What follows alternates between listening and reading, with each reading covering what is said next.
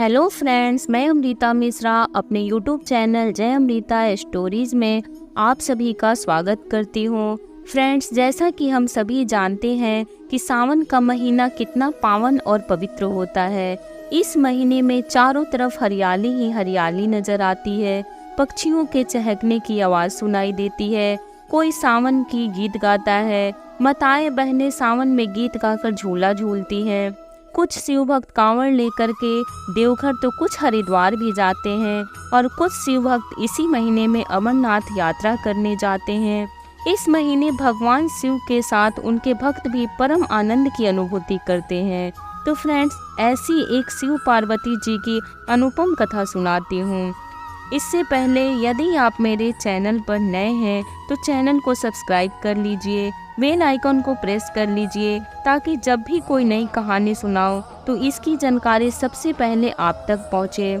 तो फ्रेंड्स, बिना देर किए अब मैं आपको कथा सुनाती हूँ।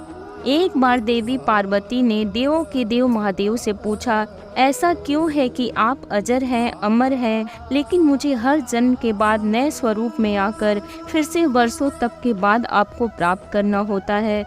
जब मुझे आपको पाना है तो मेरी तपस्या और इतनी कठिन परीक्षा क्यों? आपके कंठ में पड़ी नरमुंड माला और अमर होने के रहस्य क्या हैं? महादेव ने पहले तो देवी पार्वती के उन सवालों का जवाब देना उचित नहीं समझा, लेकिन पत्नी हट के कारण कुछ गुण रहस्य उन्हें बताने पड़े।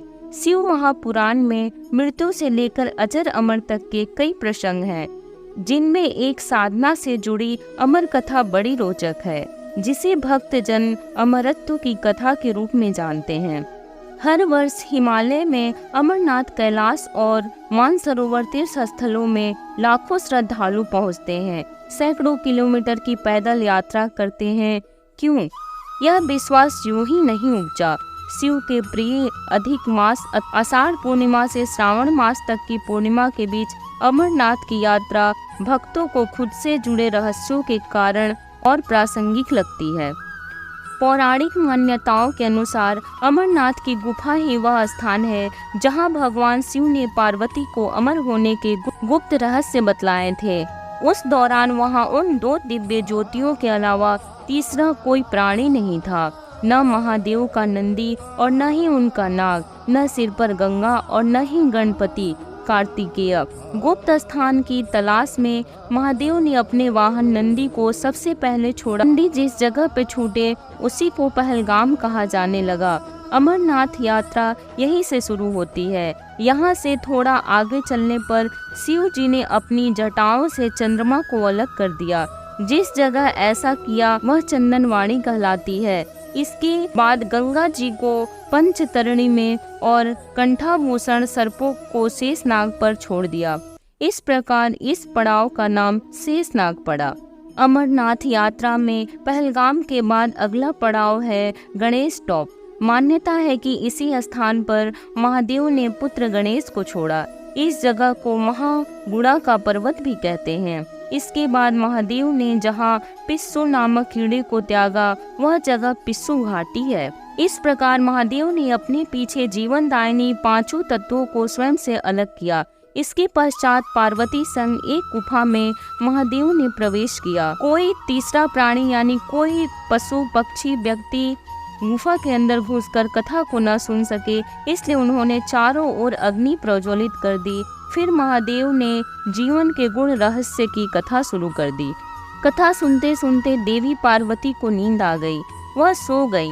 महादेव जी को यह पता नहीं चला, वह सुनाते रहे। यह कथा इस समय दो सफेद कबूतर सुन रहे थे और बीच बीच में गूं गूं की आवाज निकल रहे थे। महादेव को लगा कि पार्वती मुझे सुन रही हैं और बीच बीच में हुंकार भर रही हैं। चूंकि वैसे भी भोले अपने में मग्न थे तो सुनाने के अलावा ध्यान कबूतरों पर नहीं गया।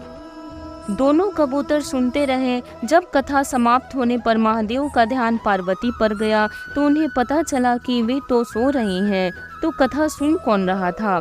उनकी दृष्टि तब दो कबूतर पर पड़ी तो महादेव को क्रोध आया।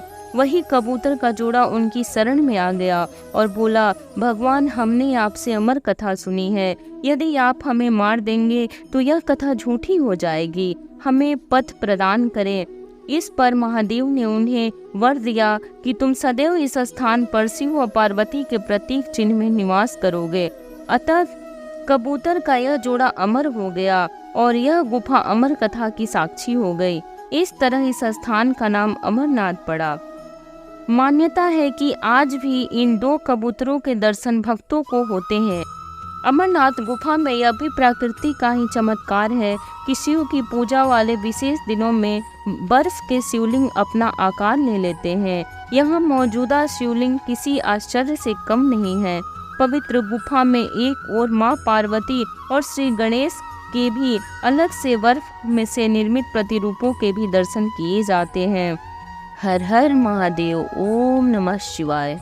फ्रेंड्स, अगर मेरी कहानी अच्छी लगी हो तो आप लाइक भी कर दीजिए और शेयर भी कर दीजिए, ताकि आपकी तरह अन्य भक्तों को भी इस पुण्य फल की प्राप्ति हो सके। जय महाकाल।